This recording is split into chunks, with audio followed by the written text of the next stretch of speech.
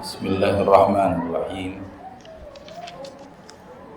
Assalamualaikum warahmatullahi wabarakatuh.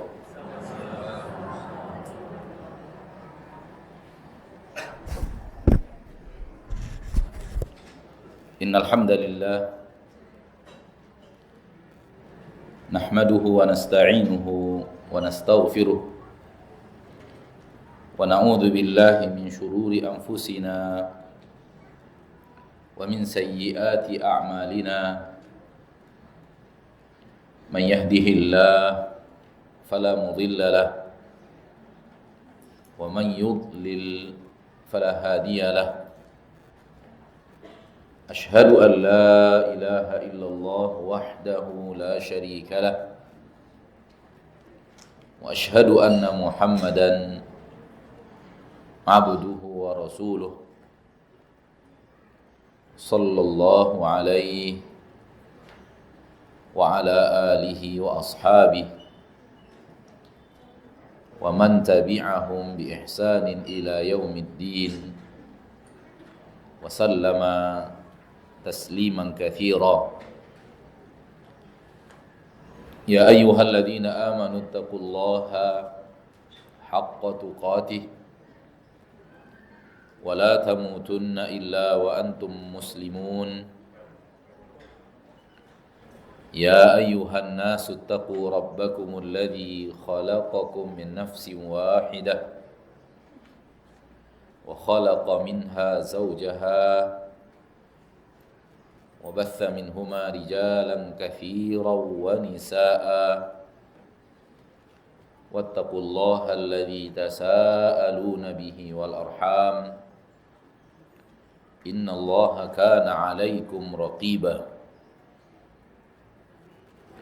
يا أيها الذين آمنوا اتقوا الله وقولوا قولا سديدا يصلح لكم أعمالكم ويغفر لكم ذنوبكم ومن يطع الله ورسوله فقد فاز فوزا عظيما.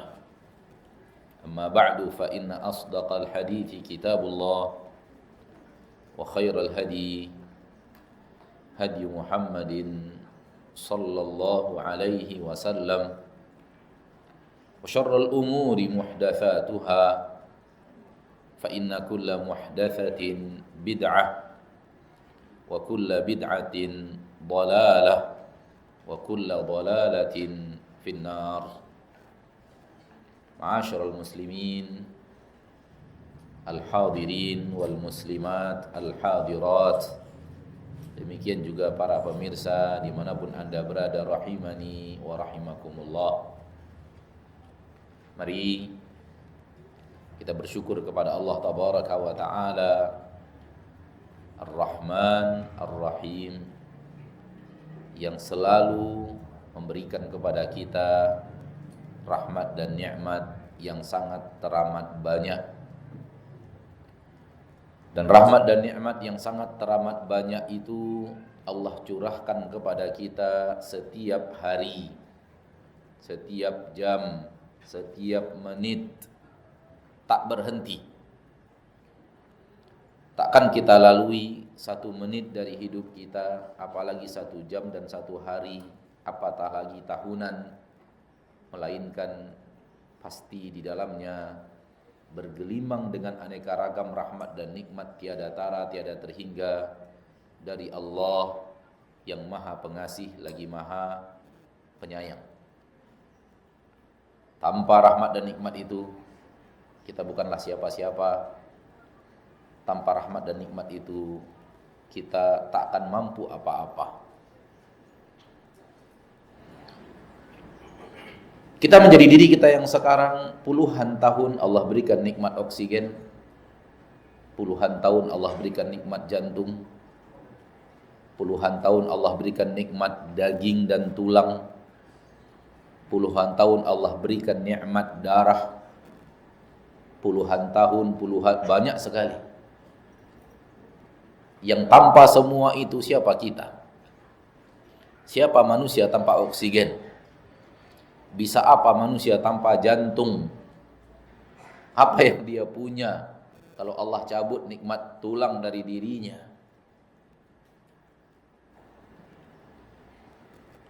Namun sering sekali manusia tidak memandang itu sebagai anugerah rahmat dan nikmat Allah yang sangat besar.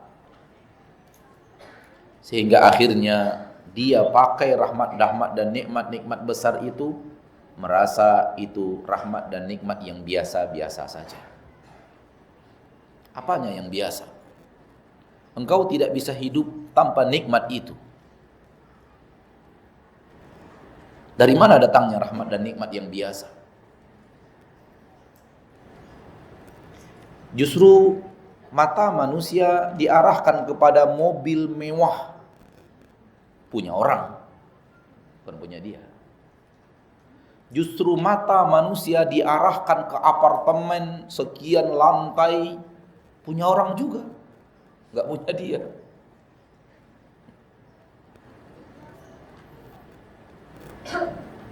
Subhanallah. Qul li billahi alaikum, tolong jawab pertanyaan saya. Lebih besar mana nikmat oksigen dibanding nikmat apartemen sekian lantai itu?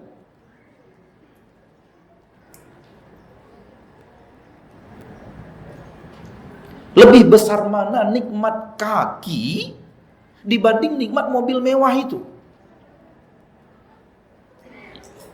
Disinilah manusia sering kurang mawas. Disinilah manusia sering salah, keliru. Bahasa saya, yang kecil dibesar-besarkan, yang besar dikecil-kecilkan. Siapa yang melakukannya kepada manusia? Iblis dan bala tentaranya.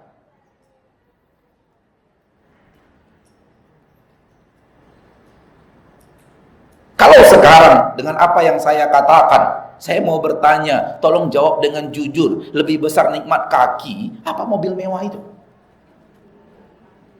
Kaki kan? Tapi pernah nggak kita merasakan seperti itu di hati kita? Teori dapat sih, pengamalannya yang susah.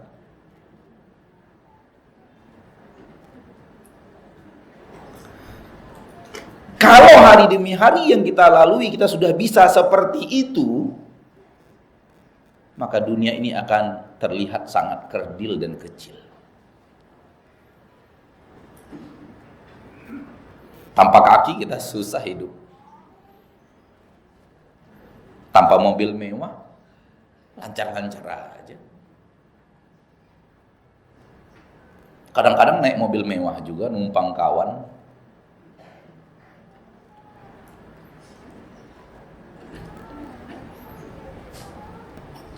Justru ketika kita numpang mobil mewah kawan itu, kita lebih merasakan mewahnya dibanding dia yang punya. Wallahi demi Allah seperti itu. Saya nggak ngarang, Bang. Kita numpang nih. Kadang-kadang yuk kajian yuk. Rupanya dia bawa mobil mewahnya. Subhanallah, yang menikmati mewahnya mobil itu kita. Dia mah enggak. Kenapa? Udah sekian bulan pakai mobil itu, hilang rasa mewahnya. Cuman kita salah. Andai saya punya mobil ini, alangkah indahnya. Justru orang yang sudah punya mobil enggak seperti itu indah, enggak seperti indah yang antum bayangkan itu, seperti itu indah yang dia rasakan. Enggak. Itu hanya fata morgana dunia. Demi Allah. Itu hanya fata morgana dunia. Saya mau tanya Bapak Ibu yang dimuliakan Allah. Dunia ini kenikmatan paling nikmat apa? Kita tidak bicara agama ya. Jangan jawab Al-Quran, hadis, Rasul, hidayah. Bukan itu bahasan kita sekarang. Bahasan kita murni dunia, only dunia. Dunia dan kenikmatan yang ada di dalamnya. Saya mau tanya, pernah nggak kita berpikir dunia ini kenikmatan paling nikmat di dunia ini apa sih? Ayo silakan jawab. Saya ingin bapak-bapak terutama jawab nih. Saya mau cari 3 nikmat, 3 jawaban minimal. Kalau bisa sampai 10 mantap. Sehat. Baik, yang lain? istri cantik. Wow. Amazing. Yang lain?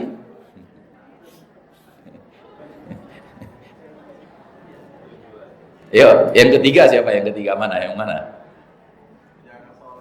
Punya anak soleh. Kaitan-kaitannya ke soleh-soleh lagi.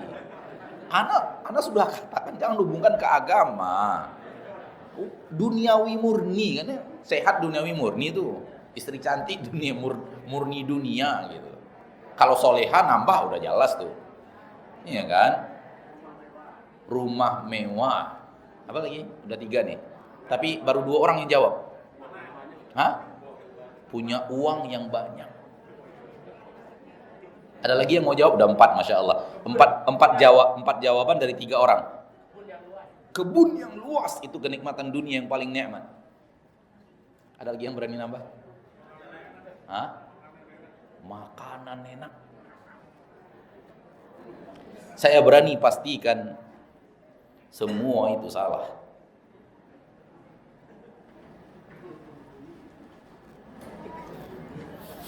Ada yang berani jawab nggak yang lain?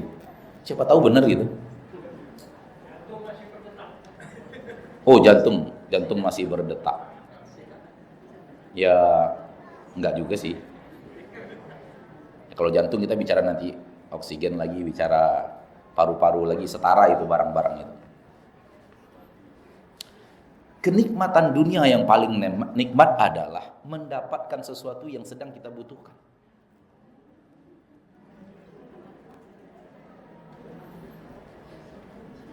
Jantung sehat luar biasa, ngantuk orang bisa tidur, enak nggak? Hah? Ayo coba, enak nggak? Enak nggak punya jantung sehat, tapi ngantuk nggak bisa tidur? Nggak enak. Alangkah enak nggak harta banyak, nggak punya istri, gitu. Apa enaknya punya harta banyak nggak punya istri? Jadi sebenarnya kenikmatan dunia yang paling nikmat adalah mendapatkan apa yang sedang kita butuhkan. Itu bervariasi dari satu kondisi ke kondisi yang lainnya. Dan dia tidak bertahan di satu nikmat, itulah dia yang selalu itulah yang ternikmat. Enggak. Orang yang lagi ngantuk, kenikmatan dunia yang paling dia butuhkan, yang paling nikmat baginya adalah tidur. Orang yang lagi lapar, kenikmatan dunia yang paling nikmat bagi dia adalah makanan. Orang yang lagi haus, kenikmatan dunia yang paling nikmat bagi dia adalah minum. Kasih makan gak? Senikmat apapun makanan itu. Dan lihat, ketika Allah memberikan itu kepada kita, Allah pukul rata, sama. Gak ada yang Allah bedakan antara satu orang dengan orang yang lainnya. Semua hamba-hamba Allah mendapatkan kenikmatan dunia ternikmat yang dia miliki, yang Allah berikan kepadanya, yaitu sesuatu yang dia butuhkan, dia dapatkan pada waktunya. Betul tidak? Lagi haus, Allah kasih dia minum. Lagi lapar, Allah kasih dia makan. Lagi jomblo, Allah kasih pasangan. Gitu.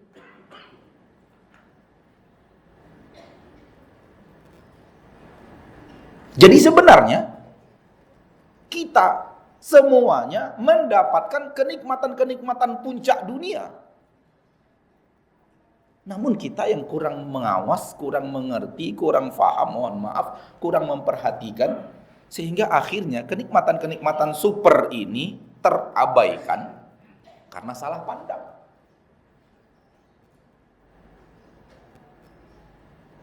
Antum ingin kajian, kenikmatan paling nikmat adalah adanya sesuatu sarana yang bisa antum gunakan untuk pergi kajian itu. Yang punya motor, yang punya mobil, yang numpang dengan teman, dibawa teman pakai motornya, pakai mobilnya, ada sarana menuju kajian itu. Itulah kenikmatan dunia paling nikmat. Kenapa? Antum sedang ingin pengajian. Sesampainya di pengajian, kenikmatan paling nikmat adalah pendengaran. Karena dari situlah ilmu masuk.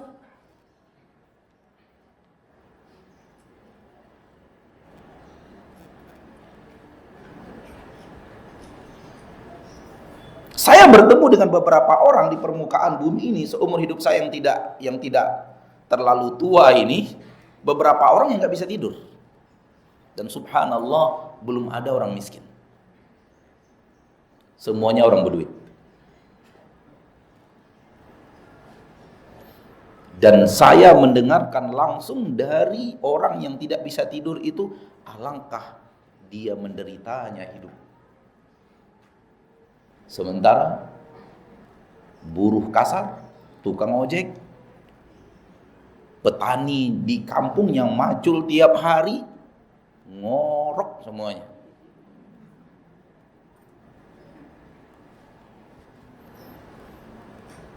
Bapak Ibu kaum muslimin dan muslimat rahimani wa rahimakumullah. Allah itu maha adil dan memberikan kepada kita keadilan-keadilannya. Namun kadang-kadang syaitan menarik kita untuk tidak memahami itu. Yang kembali kepada Al-Quran, membaca Al-Quran, kembali kepada hadis Nabi Sallallahu Alaihi Wasallam, membaca hadis Nabi Sallallahu Alaihi Wasallam, di situ dia akan temukan Allah menyebut-nyebut sesuatu daripada nikmat-nikmatnya. Berarti itulah nikmat-nikmat besar dunia yang kita dapatkan pada waktunya. Yang tidak Allah sebut sebagai nikmat-nikmat, berarti tidak hal yang biasa-biasa saja. Maka orang yang membaca Al-Quran, melihat Allah menyebut ini daripada rahmat-rahmat dan nikmat-nikmatnya, dia tahu, oh ini dia nikmat besar anugerah Allah. Oh ini dia nikmat besar anugerah Allah. Oh ini dia nikmat besar anugerah Allah. Begitu.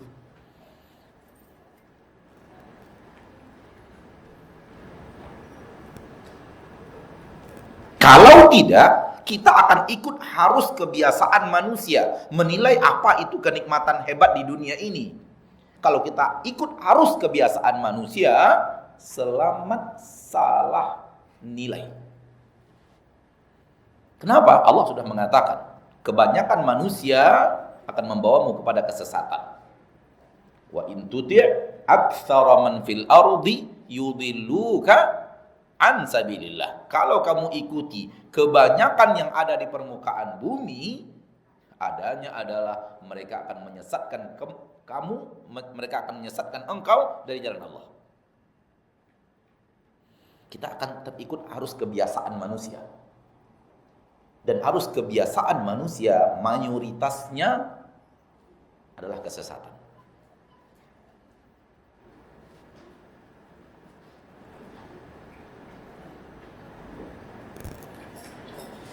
Saya mau bertanya, saya minta Bapak dan Ibu-ibu jawabnya spontan.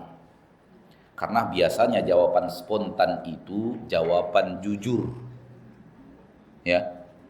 Tapi kalau dipikir-pikir dulu baru dijawab, itu bisanya mikirnya muter-muter dulu, maksud Ustadznya apa nih gitu. Tapi tolong dijawab spontan. Kalau dijawab spontan itu biasanya jawaban jujur. Siap? Siap? Ibu-ibu siap? Ibu-ibu nih yang paling penting nih, dalam pertanyaan yang paling penting ibu-ibu nih. Siap ya? Jawab dengan suara lantang biar saya bisa dengar. Saya mau tanya, Bapak dan ibu-ibu, terutama ibu-ibu, jawab dengan suara lantang dan spontan. Setelah saya selesai bertanya, tolong langsung jawab. Uang 100 miliar banyak apa enggak?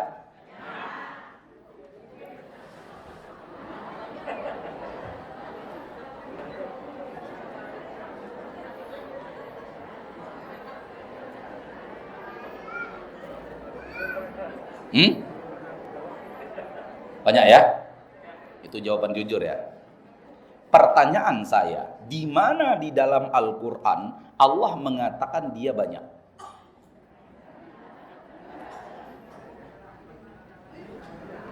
Di mana di dalam Al-Quran Allah memuji, menyebut-nyebut, aku berikan kepada kalian emas berlian yang sangat banyak misalnya. Sebagai Allah menyebut nikmat-nikmatnya kepada kita. Di mana di dalam Al-Quran? Ada 30 juz. Silahkan cari di salah satu ayat daripada 30 juz itu tentang Allah bicara tentang harta dunia. Lalu Allah mengatakan itu harta yang banyak. Ar-Rahman 55, apa yang Allah katakan? Enggak langsung ke sana arahnya. Enggak langsung ke sana arahnya. Fa bi ala'i rabbikuma tukadziban bercerita tentang nikmat yang ayat yang Allah sebut sebelumnya. Penciptaan, setelah itu nikmat matahari siang dan malam, setelah itu nikmat ini. Kan Allah sebut beberapa ayat, lalu Allah fa bi ala'i rabbikuma tukadziban. Beberapa ayat, bahkan satu ayat langsung fa bi ala'i rabbikuma tukadziban. Nikmat rezeki dari laut gitu. Saya berani pastikan tidak ada satu ayat pun di dalam Al-Quran Allah menyebutkan harta itu sebagai rahmat dan nikmat besar.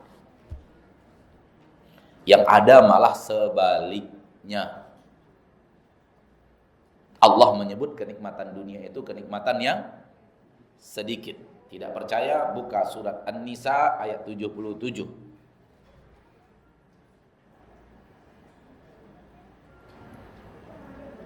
Ayat itu panjang, lihat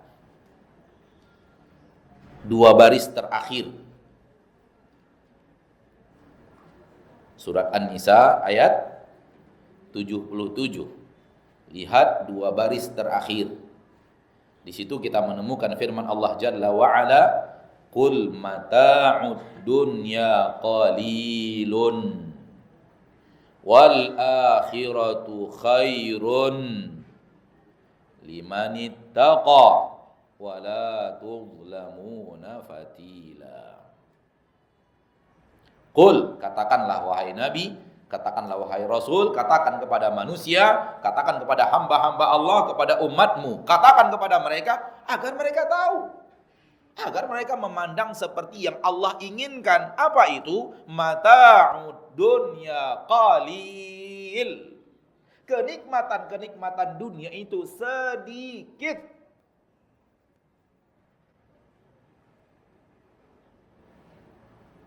Tegas apa tidak ini? Tegas Allah katakan, kenikmatan dunia kalian sebut itu sedikit loh. Enggak banyak. Jadi saya berani pastikan ketika Bapak Ibu tadi menjawab pertanyaan saya dengan banyak, Bapak Ibu lagi sesat.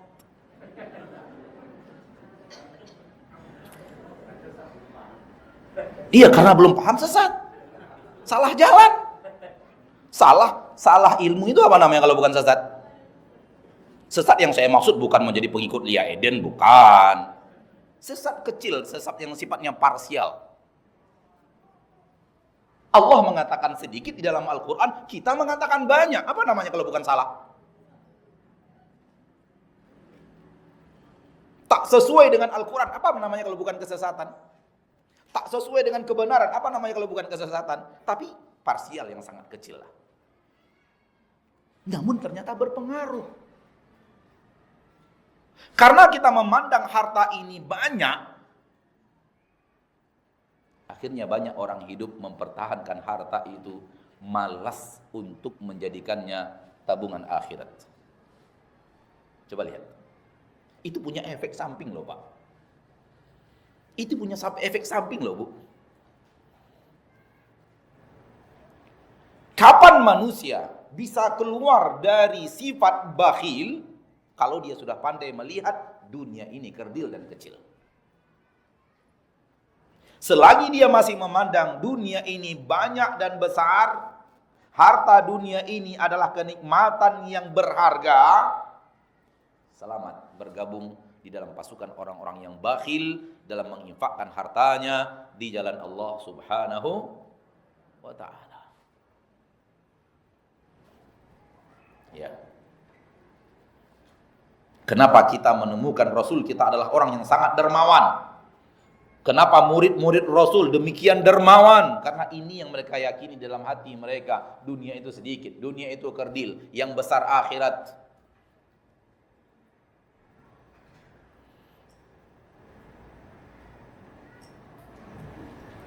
Dikarenakan kita memandangnya besar, kita simpan dan tabungkan. Kalau kita keluarkan, infakkan, habis yang besar itu, tinggal sedikit dia nanti.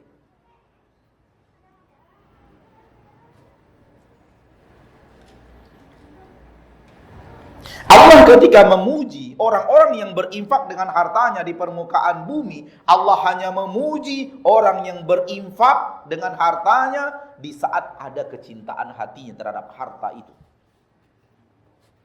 Adapun orang-orang yang menginfakkan hartanya kepada harta yang dia infakkan itu sesuatu yang dia pandang remeh, justru di dalam Al-Quran tercela.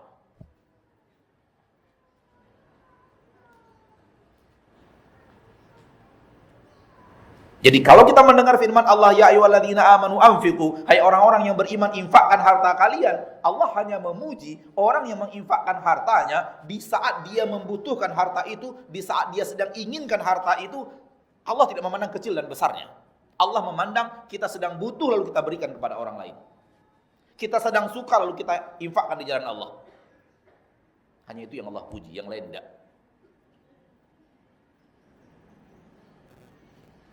Jadi ingat, seperti yang Allah katakan di dalam Al-Quran surah Al-Insan, wa yut'imuna at-ta'ama ala hubbihi miskina wa yatima wa asira. Mereka memberikan makanan di atas kecintaan mereka terhadap makanan itu. Mereka berikan makanan itu padahal mereka mencintainya. Mereka sedang lapar, mereka juga sedang membutuhkan, tapi mereka berikan kepada orang lain. Anak yatim, orang miskin, dan tawanan-tawanan perang. Lihat Allah memuji orang yang berinfak. Tak besar, hanya makanan. Tetapi makanan itu dia sedang butuh.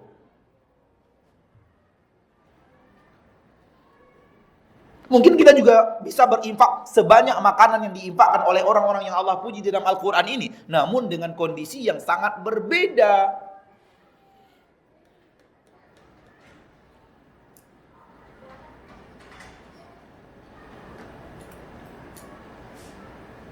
Suatu hari Rasul kita tercinta didatangi oleh tamu.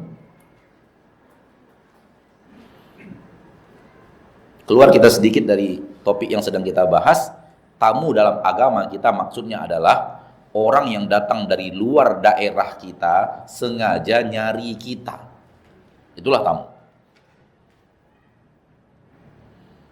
Tamu secara syariat, dhaif secara syariat, yang kita wajib beri makan dia, wajib berikan dia fasilitas tempat menginap 3 hari 3 malam wajibnya. Setelah itu mustahab, sunat saja. Kita lanjutkan, alhamdulillah, kita katakan sampai di sini saja juga nggak apa-apa. Tamu yang mana? Orang yang datang dari luar daerah ke tempat kita sengaja memang nyari kita dia. Itu dia tamu. Yang kalau dia tidak dijamu dengan makanan yang ada di rumah kita, maka dia berhak mengatakan ke orang lain, saya bertamu di rumah fulan, namun fulan bakhil, tak mau menunaikan kewajibannya kepada saya. Dia boleh mengatakan itu. Karena dia telah kita zolimi dengan kita tidak memberikan hak dia kepadanya. Tapi kalau tamu itu adalah orang satu kota lalu berkunjung, itu namanya dalam agama kita bukan tamu, tapi zair, orang yang sedang berziarah saja. Kewajiban makan tadi yang 3 hari 3 malam, kewajiban nginap yang 3 hari 3 malam itu nggak ada kewajiban kita. Walau juga boleh tetap berbuat baik, itu nggak ada yang terlarang. Oke? Intinya tamu datang mencari Rasul dari daerah lain. Dan kewajiban Rasul untuk memberikan makanan. Karena beliau dituju oleh tamu itu dari luar kota. Rasul perintahkan budaknya, tolong lihat di rumah-rumah ada makanan apa untuk kalau ada bawa ke sini untuk menjamu tamu yang ada.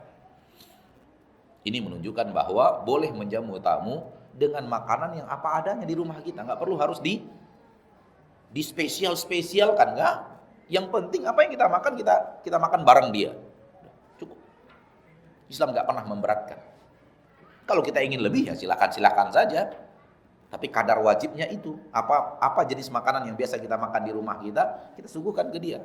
Ya biasanya makan nasi putih sama tempe sama apa lagi ya, tempe sama terong, ya udah berarti tamu makan itu gitu. Tamu makan itu. Kalau paginya kita biasa sarapan hanya pakai pisang, ya sudah, mau tidak mau tamu juga harus sarapan pakai pisang. Ya nggak apa-apa, nggak ada masalah. Islam tidak pernah memberatkan, namun Islam memberikan hak sesuai dengan hak yang diterima. Sedangkan kita tuan rumah saja, itu makanan kita, apa salahnya memberikan tamu dengan makanan yang seperti itu juga gitu. Bapak Ibu dimuliakan Allah. Intinya adalah Nabi mengatakan kepada budaknya, cari makanan di rumah. Tanya ummahatul mukminin, ada makanankah di rumah? Kalau tidak ada, kalau ada bawa ke sini. Budak Nabi pergi ke rumah yang pertama, tok tok tok, assalamualaikum, waalaikumsalam. Rasul mengatakan begini, istri beliau di rumah pertama mengatakan di sini nggak ada makanan. Pindah ke rumah yang kedua, tok tok tok, istri yang kedua menjawab tidak ada makanan di sini. 3, 4, 5, 6, 7, 8, 9 KP nggak ada makanan. Nggak ada makanan. Saya mengatakan bahwa Allah sengaja mendatangkan tamu di kondisi Nabi seperti ini agar umatnya tahu ini loh Rasul kalian.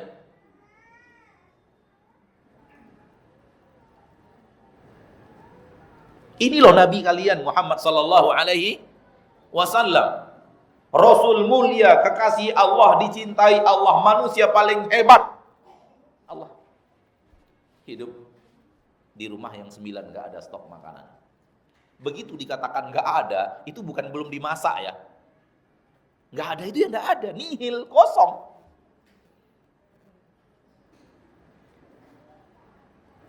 Kadang-kadang kita gak ada juga, cuman stoknya di kulkas banyak, tinggal belum dimasak aja. Nggak ada. 9 rumah mengatakan semuanya nggak ada makanan. Akhirnya Rasul berkata, setelah budak itu kembali kepada beliau, Rasul berkata kepada para sahabatnya, siapa di antara kalian yang malam ini menjamu tamu Rasul? Langsung seorang sahabat mengatakan, saya ya Rasulullah. Ya sudah.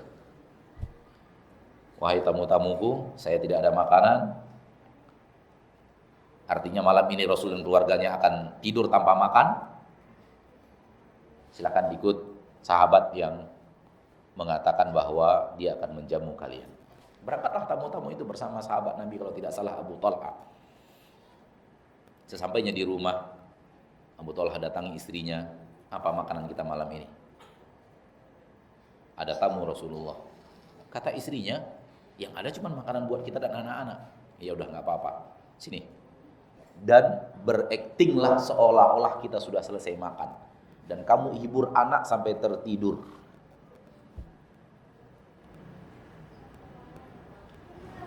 Akhirnya makanan yang jatah beliau, jatah istrinya, jatah anak-anaknya dihidangkan ke tamu dengan akting beliau seolah-olah tamu itu mengira beliau dan keluarga udah selesai makan.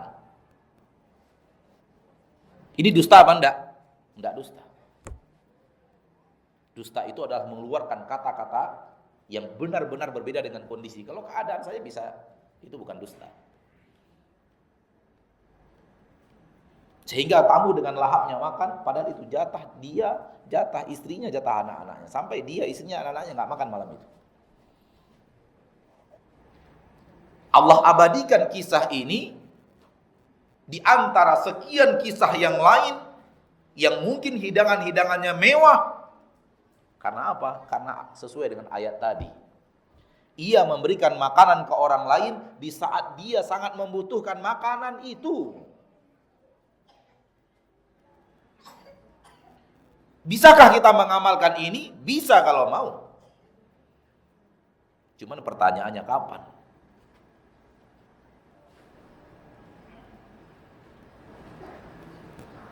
Kenapa kita tidak mulai dengan cara-cara yang memang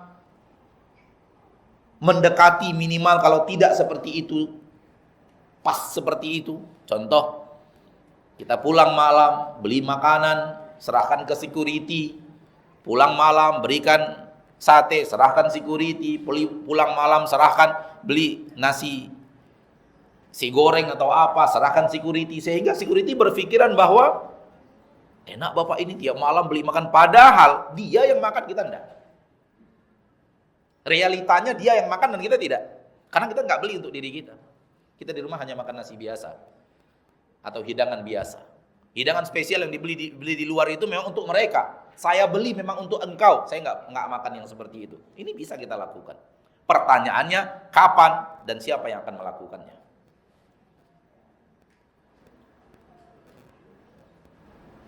Dan kalau ini kita lakukan, Allah lihat loh. Kita berikan makanan enak kepada orang lain sementara kita biasa-biasa aja. Dan disinilah nilai hebatnya. Berapalah harga sebungkus nasi goreng? Berapalah harga sebungkus martabak Mesir? Tetapi memberikan orang yang lezat, sementara kita makan yang tidak lezat, nilainya tinggi.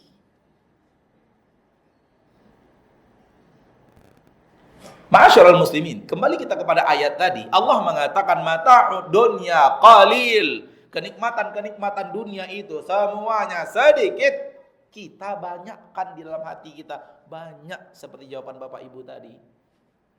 Sekarang saya mau tanya lagi, 100 miliar itu banyak apa sedikit? Nah, tobat sudah. Sudah tobat kayaknya. Itu jawaban yang benar. Cuman jadikan jawaban yang seperti itu jawaban yang benar-benar menghiasi hati. Ndak jawaban di mulut. Saya udah tahu jawaban ibu benar, tapi masih di mulut benernya.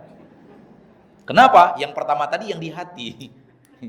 Jawaban yang di hati yang pertama tadi, jawaban spontan. Saya sudah mengatakan tadi kan, jawaban spontan jujur kan? Berarti yang jawaban jujur yang di hati sebenarnya banyak. Jawaban yang tidak di hati di mulut sedikit. Tinggal bagaimana caranya switch. Dipindahkan jawaban yang di mulut tadi masukkan ke hati. Yang ada di hati tadi buang. Kalau kita tidak begini dengan dunia, percayalah, dunia tidak kita jadikan sarana untuk akhirat. Kecuali hanya yang sedikit. Kita ambil sedikit untuk akhirat, kita anggap kita jadi orang soleh sudah. Dan itulah mayoritas kehidupan manusia sekarang ini. Kecuali orang-orang yang Allah rahmati. Dan berhasil menganggap dunia itu kerdil dan siap untuk berinfak lebih banyak dibanding yang dia sisakan untuk dirinya dan keluarganya.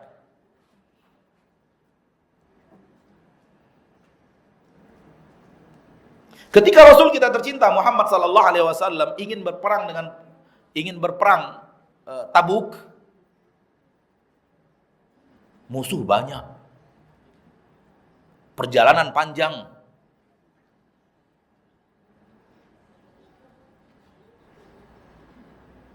Sarana prasarana minim. Harta Baitul Mal enggak cukup.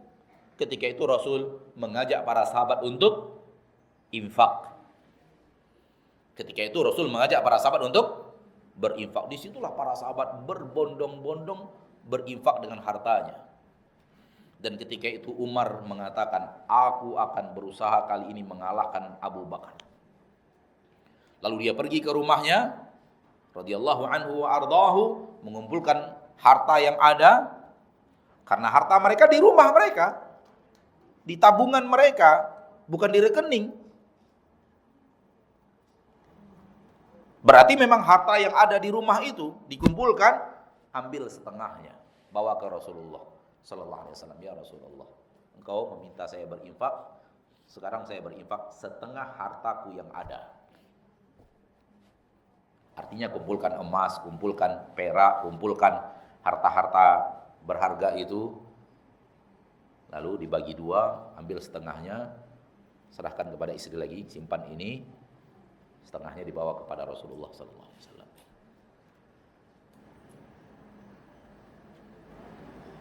Dan Umar merasa beliau telah berbuat yang besar. Dan memang besar itu. Setengah harta kita besar itu. Kalau tidak percaya, bayangin aja dulu. Saya nggak minta, bayangin aja. Kita kan tahu nih berapa harta kita sekarang. Nominal rekening tahu kan? Nah, bayangkan ambil setengahnya, infakkan di jalan Allah. Membayangkan aja berat, apalagi ngelakuin.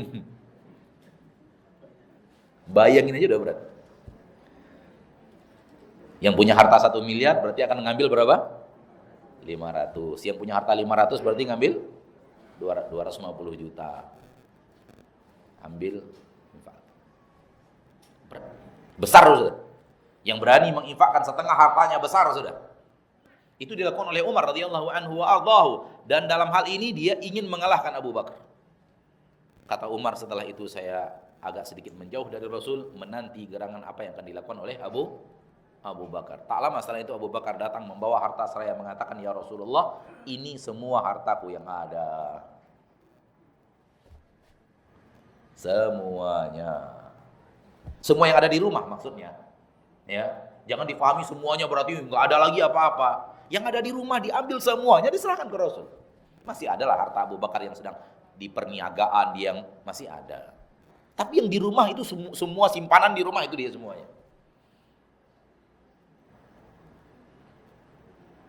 Kata Umar, semenjak itu saya nggak berani lagi ngalah-ngalahkan Abu Bakar. Kapan bisa seperti itu? Kalau akidah kita sudah sama dengan Al-Quran, sudah sama dengan tuntunan Allah di dalam Quran untuk mengatakan dunia dan perhiasannya kerdil dan kecil.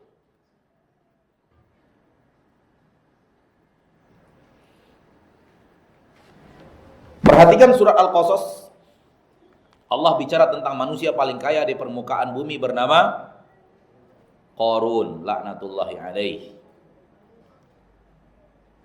Kata Allah di dalam Al-Quran surah Al-Qasas, ketika Allah bicara tentang Qarun, faqaraja ala qaumihi fi zinatih.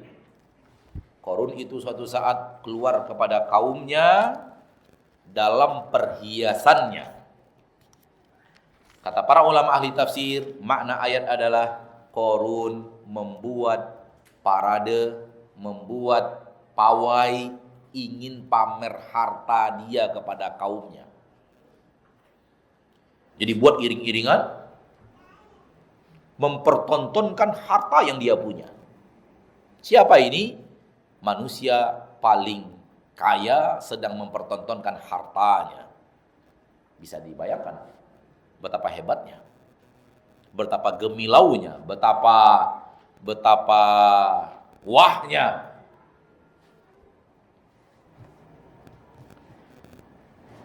Qala alladziina yuriduna al-hayata ad-dunya ya laita lana mithla ma utiya Qarun innahu ladzu hadzin 'adzim. Ketika dia buat iring-iringan itu, ketika dibuat parade pamer harta itu, manusia paling kaya sedang pamer harta yang dia miliki, emas, berlian, semua harta diletakkan, kemudian dihiasi, dibawa iring-iringan itu, dilihat oleh manusia.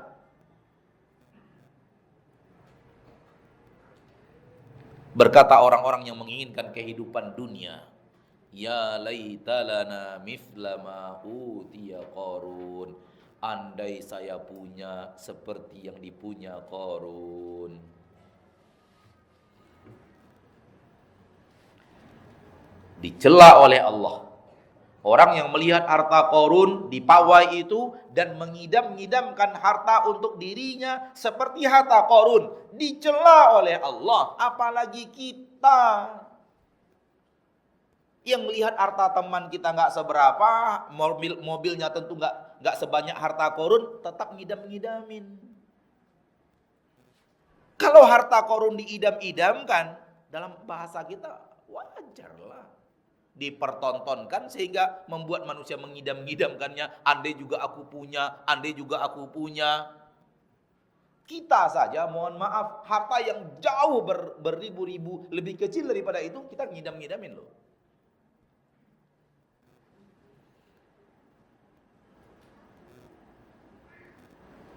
Ini harta Qarun.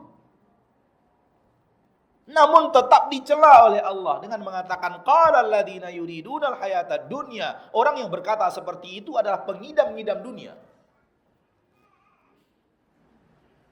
Kenapa? Tidak berhasil memandang harta Qarun itu kerdil. Tidak berhasil memandang apa yang Allah perintahkan kepada mereka untuk menganggap dunia ini kerdil.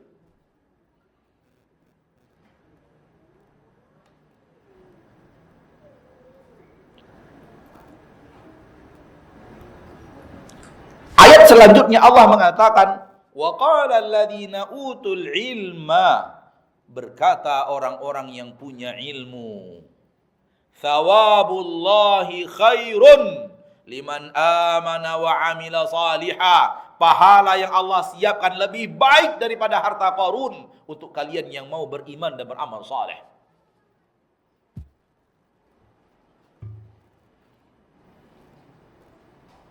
Dipuji oleh Allah dengan mengatakan, merekalah orang-orang yang diberikan ilmu, mengerti tuntunan dari Allah, dari umat Nabi Musa. Dan tuntunan dari Allah tentang dunia kepada umat Nabi Musa sama dengan tuntunan Allah kepada Nabi Muhammad dan umat Nabi Muhammad. Suruh memandang dunia itu apa? Kecil.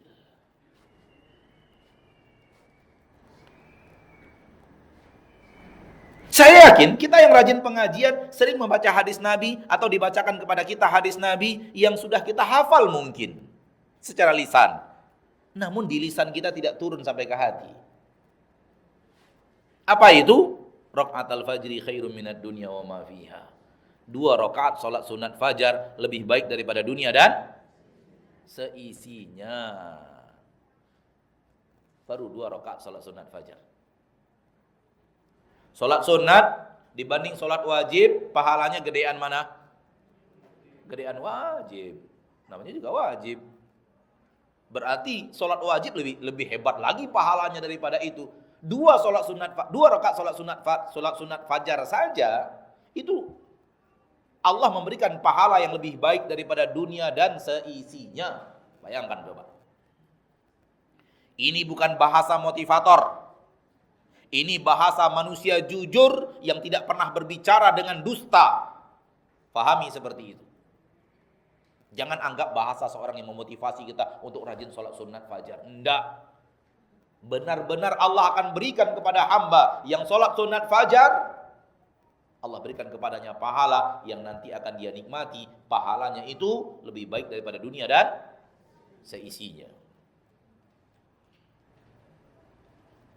Yang kita yang tadi pagi sholat sunat fajar itu mandang harta manusia ini leceh semua, Pak. Paham gak sih? Kita sholat sunat fajar, kita tanamkan di hati kita, saya sudah punya harta yang Allah berikan kepada saya, dunia dan seisinya lebih baik daripada itu. Kita sudah punya. Terus lihat orang dengan rumah gedungnya, lihat orang dengan mobil mewahnya, kita akan berkata, baru segitu sombong. Saya sholat sunat fajar. Gitu. Ini yang benar. Serius, Pak. Ini yang benar. Sehingga apa? Rasul mengatakan dunia dan seisinya di genggaman kita, dibayarnya nanti, nggak sekarang. Rasul itu jujur, nggak mungkin berdusta.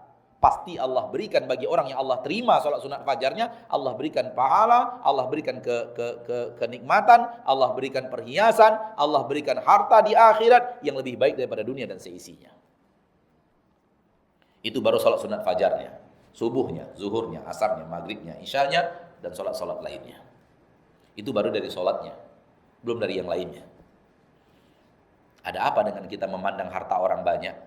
Ada apa dengan kita memandang 100 miliar itu banyak? Ada apa dengan kita memandang 500 juta itu banyak? Percaya tidak percaya, inilah yang menghalangi kita untuk menjadikan dunia kita tabungan akhirat kita. Kenapa? Kita memandangnya masih besar, kita memandangnya masih banyak, kita memandangnya harus dipertahankan. Itu yang saya katakan tadi. Ternyata kita punya kesalahan dalam bersudut pandang. Kesalahan dalam bersudut pandang melahirkan kesalahan dalam beramal. Karena amal biasanya berangkat dari sudut pandang.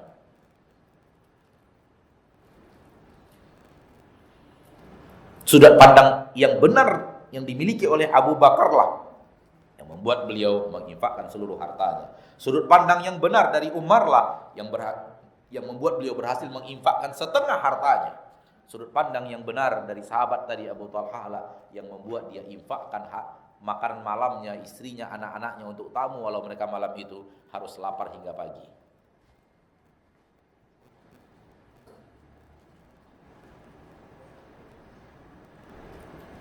Bapak Ibu yang dimuliakan Allah, mari kita pandang dunia ini kerdil, supaya kita bisa menjadikan apa yang Allah berikan kepada kita di dunia benar-benar sarana untuk akhirat.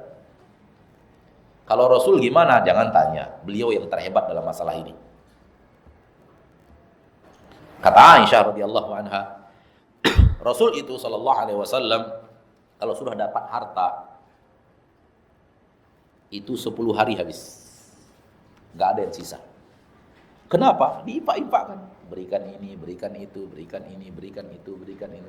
10 hari nggak akan ada sisa itu. Begitu Rasul kita tercinta sallallahu alaihi wasallam.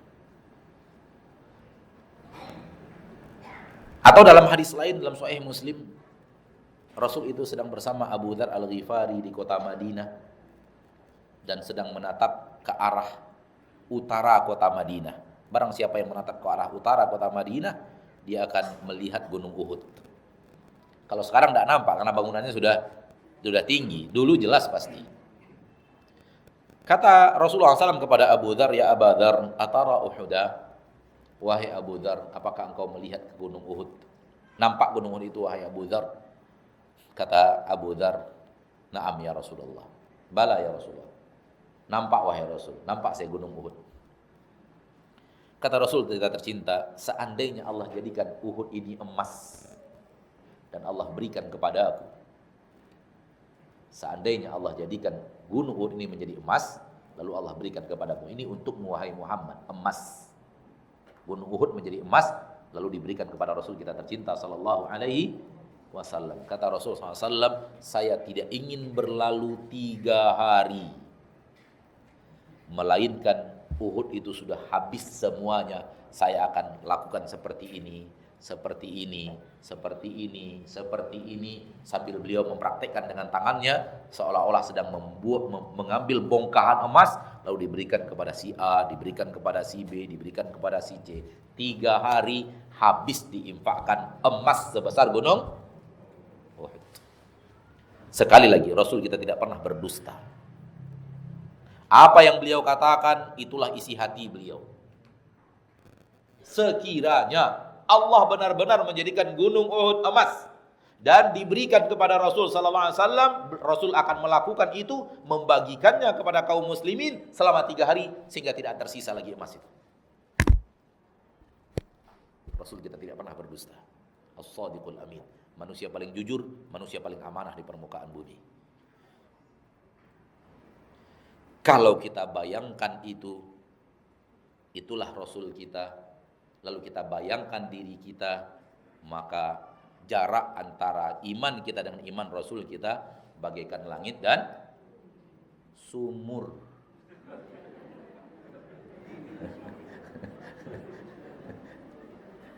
Langit dan sumur bor lagi, artesis, jauh di bawah itu.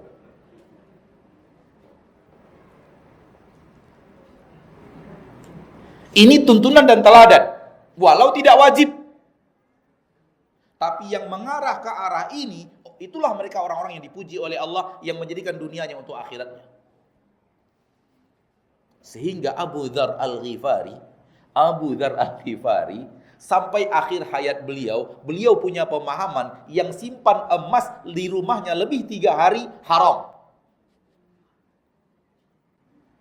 Itu pendapat Abu Dzar. Allahu a'lam, mungkin gara-gara ini. Mungkin gara-gara pernah suatu hari berdiri bersama Rasul melihat Gunung Uhud dalam hadis ini. Karena biografi Abu Dzar Al-Ghifari seperti itu radhiyallahu. Ini pendapat yang tidak benar ya. Ini disebut oleh para ulama dengan pendapat syawadu as-sahabah. Pendapat yang beda sendiri dari sahabat yang lain. Sahabat yang lain enggak pernah seperti itu, dan itu yang benar. Selagi ditunaikan zakatnya, maka harta itu adalah harta yang halal.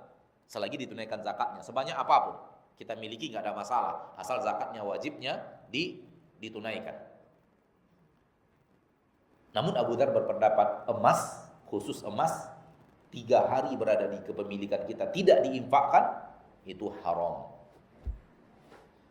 Kalau begitu adanya pendapat Abu Dzar, tahulah kita bagaimana Abu Dzar akan hidup dalam kehidupan sehari-harinya.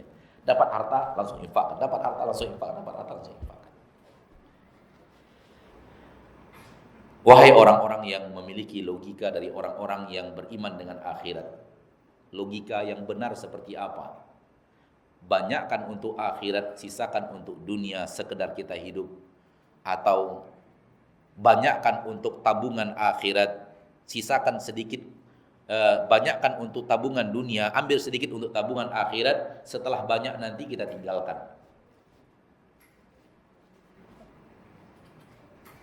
Mana logika yang benar?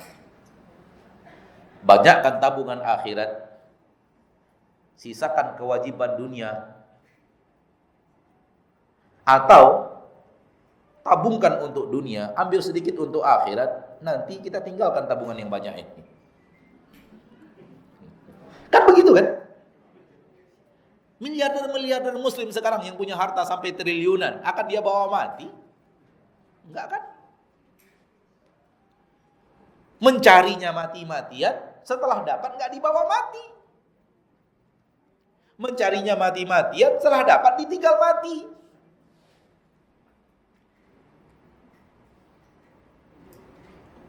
Sekali lagi saya mengatakan, inilah pujian, saya mengatakan ya, pujian-pujian Allah di dalam Al-Quran, pujian-pujian di dalam sunnah Rasul yang seperti itu. Adapun yang ala kadar tak pernah dipuji, walau ikut berinfak, namun infaknya ala kadar. Baik memang, tapi nggak dipuji, nggak mendapatkan pujian dari Al-Quran dan hadis. Kenapa? Al-Quran dan hadis hanya memuji yang spesial. Bukan mustahil kita lakukan. Bisa. Kita bisa berlapar-lapar agar orang lain kenyang. Bisa. Kita bisa memberikan orang makanan istimewa yang kita tidak makan makanan istimewa itu. Bisa. Hanya saja tinggal bagaimana cara kita memahaminya, bagaimana cara kita mempraktekannya. Mari jadikan dunia ini benar-benar sarana untuk akhirat. Wallahu ta'ala alam. Ini yang bisa saya sampaikan. Semoga bermanfaat. Tadi dikatakan sampai jam 10.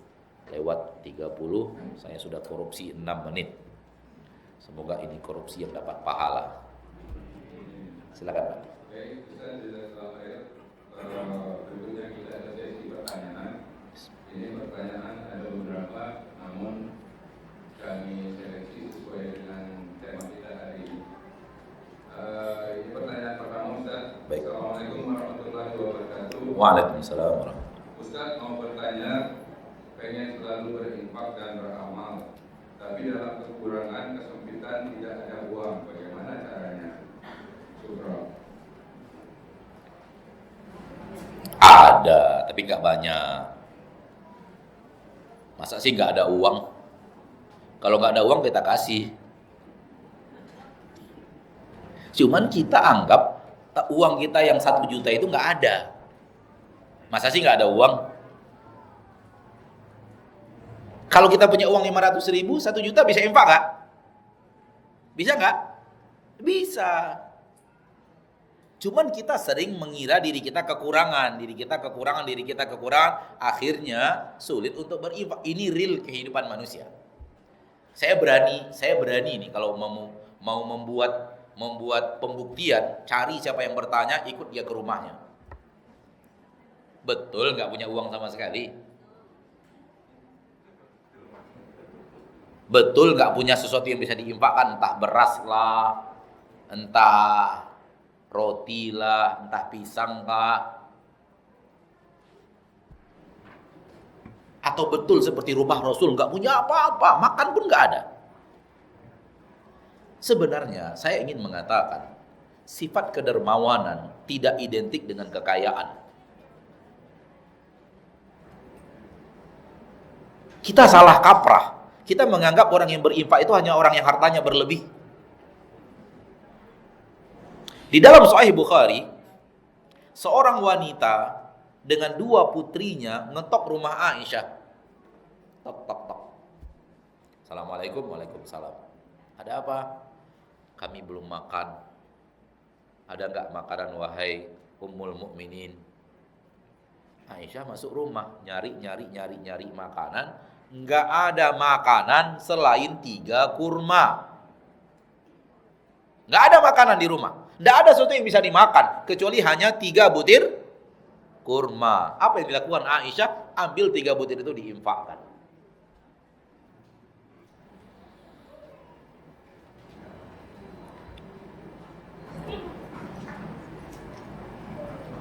seperti itu memang saudara atau saudari kita yang bertanya ini memang tidak punya apa-apa. Aisyah hanya punya 3 kurma tetap infak loh. Ini yang saya katakan tadi, kedermawanan jangan diidentikan dengan harta berlebih. Karena dermawan itu sifat. Aisyah yang hanya punya 3 kurma saja tetap dia infakkan. Karena apa? Dermawan. Kita yang punya uang 1 juta, punya pisang 2 sisir, tak infakkan. Kenapa? Tidak dermawan.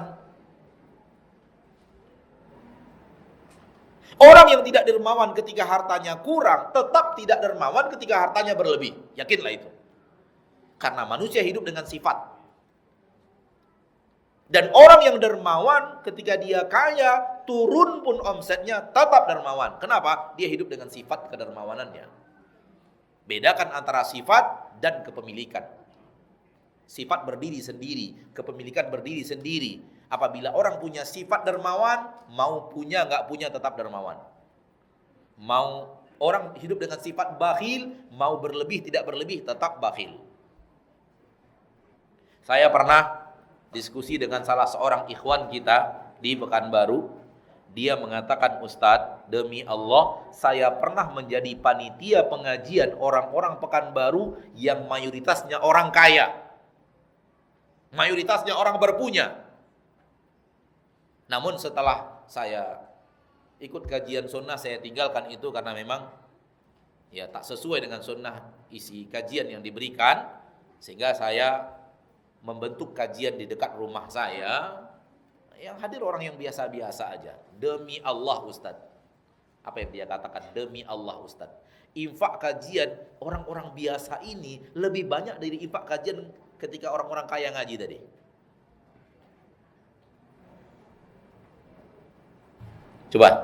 Coba lihat. Kenapa? Orang-orang ini sudah mulai hidup kedermawan di hatinya. Sehingga ketika infak uang yang mungkin saya nggak bisa 1 juta, saya hanya 200.000 aja. Seperti itu misalnya. Orang-orang yang kajian yang sedang saya bentuk sekarang ini Ustadz, orang-orang yang memang ya mungkin biasa lah. Ada memang satu dua di antara mereka yang bawa mobil lumayan bagus, tapi mayoritasnya orang pakai sepeda motor dan semacamnya. Tapi infak mereka lebih banyak dari kajian saya yang dulu. Pengajian yang saya dulu kelola gitu maksudnya. Dia bukan ustadz, dia hanya orang yang berusaha untuk membuat sebuah pengajian. Coba lihat. Orang kaya itu hanya kaya ketika dia ingin mengeluarkan harta untuk dirinya. Kalau untuk orang lain mah ngitungnya 7 keliling itu. Tapi kalau untuk dirinya bisalah jam tangan 3 miliar gitu ya. Ya, bisa. Tas untuk istrinya bisa 600 juta, 300 juta itu bisa. Tapi ngasih orang kalau tidak dermawan nggak bisa. Wallahu a'lam. Jadi lihat Aisyah hanya punya 3 kurma di rumah. Bayangkan kalau kurma itu adalah pisang. Ada orang datang minta makanan ke rumah ibu atau bapak yang bertanya, lihat nggak ada makanan apapun, beras yang mau diberi nggak ada, yang lain nggak ada, hanya ada 3 buah pisang. Pertanyaannya, ngambil nggak, ngasih nggak? Ketika dikasihkan oleh Aisyah kepada ibu itu, kurma yang 1 dikasihkan ke putri yang pertama, kurma yang kedua dikasihkan ke putri yang kedua, kurma ketiga mau dia makan. Si anak itu karena laparnya, dua-duanya langsung masukkan kurma ke mulut, tangan mereka dua-duanya minta lagi.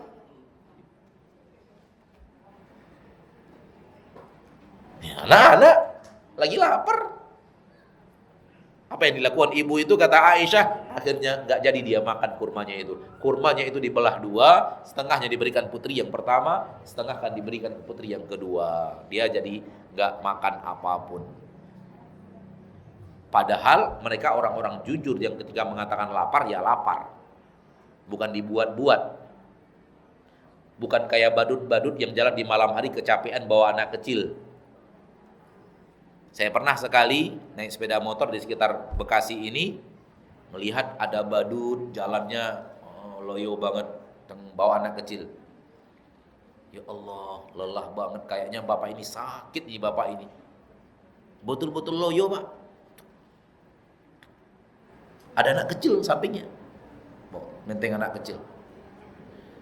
Kayak orang tua usia 65 tahun jalan sakit lemes. Saya udah kebablasan, balik lagi. Siapkan sejumlah yang bisa saya berikan. Sudah saya berikan, saya tanya, "Bapak usianya berapa?" Kata bapak itu, 25 tahun, Pak.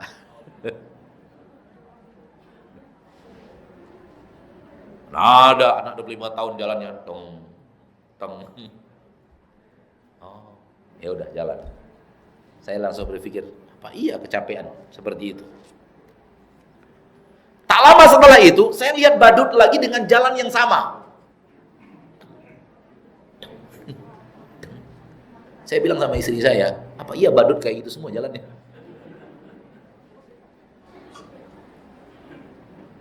Tapi kita lewatin aja, cuman hati saya berpikir, apa iya badut kayak gitu semua jalannya? Gitu. Gerakan jalannya persis, pelan-pelan gitu. Orang capek banget, kayak orang tua capek banget, udah tinggal sisa-sisa tenaga untuk jalan gitu. Tapi badut yang kedua nggak bawa anak.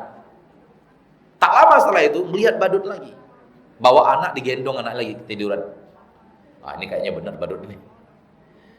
Saya berhenti, saya tunggu, cuman saya mau tes. Ini kalau pemuda berarti ini memang modus.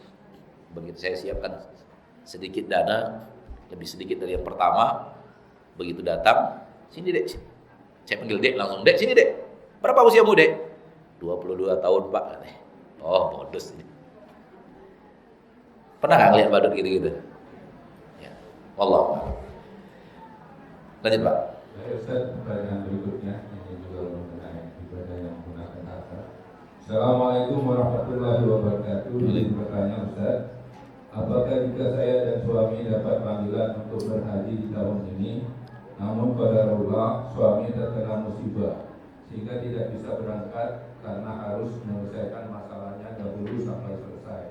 Pertanyaan, apakah istri boleh berangkat sendiri tanpa suami atau menunda sampai tahun berikutnya bersama suami? Terima kasih, jazakallahu khair wa barakallahu fiik. Fatwa dari para ulama yang bicara dan mengerti ilmu agama dan bicara ilmu agama, wanita salah satu syarat wajib haji adalah adanya mahram.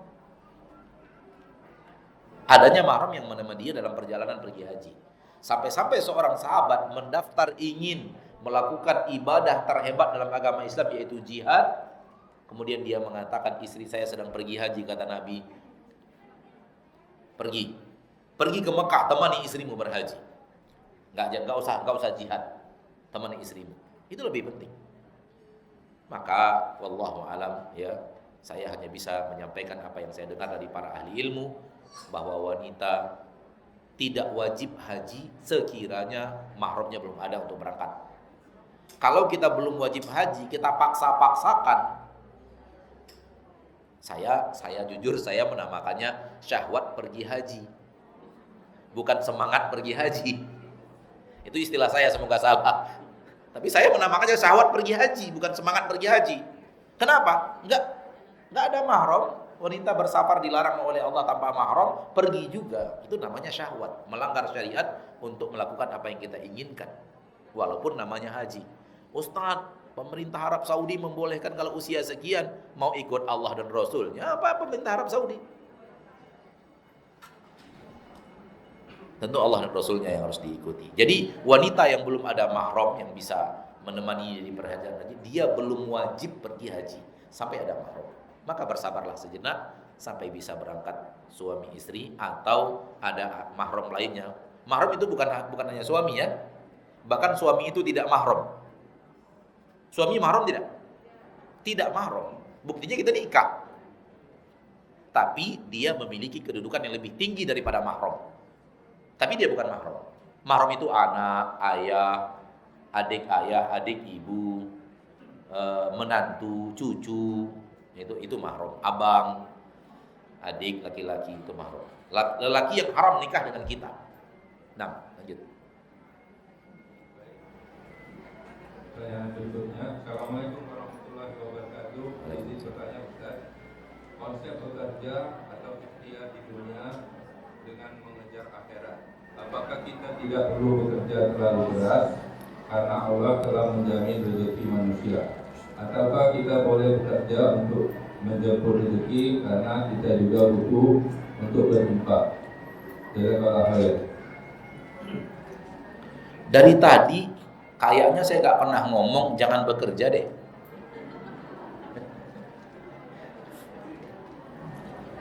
Dan tidak ada di dalam Al-Quran itu perintah jangan bekerja, jangan mencari nafkah. Bahkan disuruh dalam Al-Quran, dalam hadis mencari nafkah. Disuruh dalam Al-Quran cari rezeki Allah, cari karunia Allah. فَإِذَا قُضِيَتِ الصَّلَاةُ فَانْتَشِرُوا فِي الْأَرْضِ وَابْتَغُوا مِنْ فَضْلِ اللَّهِ. Kalau selesai sholat bertebaranlah di permukaan bumi cari karunia Allah. وَآخَرُونَ يَضْرِبُونَ فِي الْأَرْضِ يَبْتَغُونَ مِنْ فَضْلِ اللَّهِ. Dalam surat Al-Muzammil, sebahagian kaum muslimin bertebaran di permukaan bumi, artinya bersafar ke sana dan kemari, mereka sedang mencari karunia Allah dalam berbisnis. Siapa yang bilang umat Islam itu jangan bekerja, jangan berikhtiar? Yang bilang siapa? Tetapi sengaja saya tidak bahas itu. Kenapa? Karena memang itu sifat manusia. Nggak dibahas pun dia tunggu selumus, apalagi disuruh. Manusia itu punya insting, bekerja mencari nafkah, itu punya insting sudah. Dan Rasulullah SAW menyuruh maksimalkan apapun yang bermanfaat untukmu, maksimalkan, termasuk mencari nafkah. Tapi ingat, orang muslim mencari nafkah, niat utamanya bukan untuk ngumpul-ngumpul di dunia, tapi untuk dikumpul di akhirat. Itu dia bedanya. Wallahu a'lam. Baik. Selanjutnya Ustaz. Assalamualaikum. Waalaikumsalam. Jika kita berinfak dan memilih tepatnya satu pemahaman dengan kita, apakah boleh sedemikian Ustaz? Ketika kita berinfak sesuatu yang tidak wajib, ya, seperti bukan bagian daripada zakat, maka kita boleh berinfak kemanapun yang kita suka. Dan ketika kita berinfak kemanapun yang kita suka, kita akan memilih tempat yang lebih bermanfaat. Begitu. Jadi nggak ada masalah. Ya, ketika kita akan berinfak kemari atau kemari, dan di sini lebih bermanfaat dan lebih mengejarkan ilmu sesuai dengan sunnah Rasul, kenapa tidak? Wallahu a'lam. Nah. Baik Ustaz, ini pertanyaan terakhir insyaallah. Baik. Assalamualaikum Ustaz. Waalaikumsalam. Anak izin bertanya. Insyaallah anak ada rencana untuk umroh. Anak punya 3 anak masih kecil, paling kecil 1,5 tahun. Asalnya anak bawa atau tidak anak-anak yang paling kecil? Karena anak pasti akan lebih fokus ke anak-anak saat umroh. Kalau dibawa, mohon nasihatnya. Barakallahu fiik. Nasihatnya, habis kajian ini rapat sama suami. Mau dibawa apa enggak? Kok ke saya minta pendapatnya? Suami yang lebih berhak mengeluarkan pendapat. Salah, segala-galanya ustadz minta pendapat ustadz gitu. Ditinggal nggak apa-apa, dibawa juga nggak apa-apa. Ketika ditinggal, apakah ada yang menjaganya? Apakah ada om tantenya, neneknya, kakeknya yang akan menjaganya dengan izin Allah? Setelah Allah pasti. Kalau dibawa, akankah akan kita bisa fokus? Ya tinggal dimusyawarahkan kita dengan suami, musyawarah di rumah gitu. Ya. Jangan jadikan hal-hal seperti ini ustaz lebih hebat dari suami. Jangan. Ini memang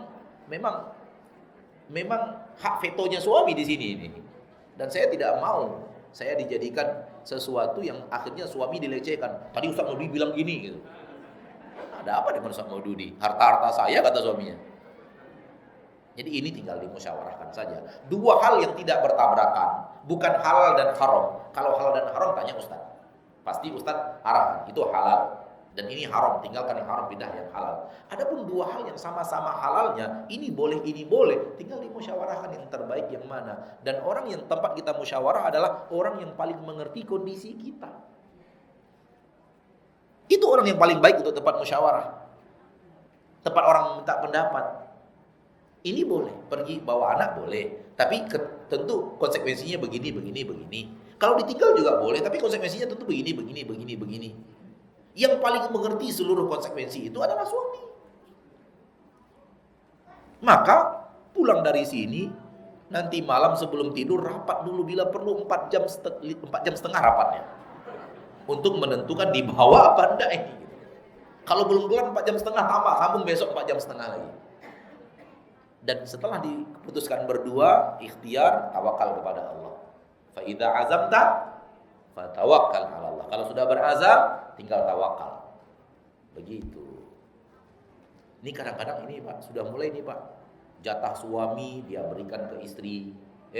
Jatah suami justru diarahkan ke ustadz. Jatah orang tua diarahkan ke ustadz. Itu sudah mulai salah nih orang-orang yang terlalu fanatik ke perkataan ustadz. Ustadz itu untuk menentukan ini syariat apa tidak, ini halal apa haram, ini boleh apa tidak. Adapun keputusan antara dua yang halal nggak terlalu penting Ustadz. Karena mengambil yang keputusan pertama boleh dan halal, mengambil keputusan yang kedua boleh dan halal, tinggal mencari orang yang paling mengerti situasi dan kondisi kita untuk bisa mengambil kebijaksanaan yang terbaik. Di zaman kita sekarang ini sudah mulai ada pengajian-pengajian yang kalau si wanitanya ingin mencari jodoh itu nggak ke orang tuanya, pergi ke gurunya.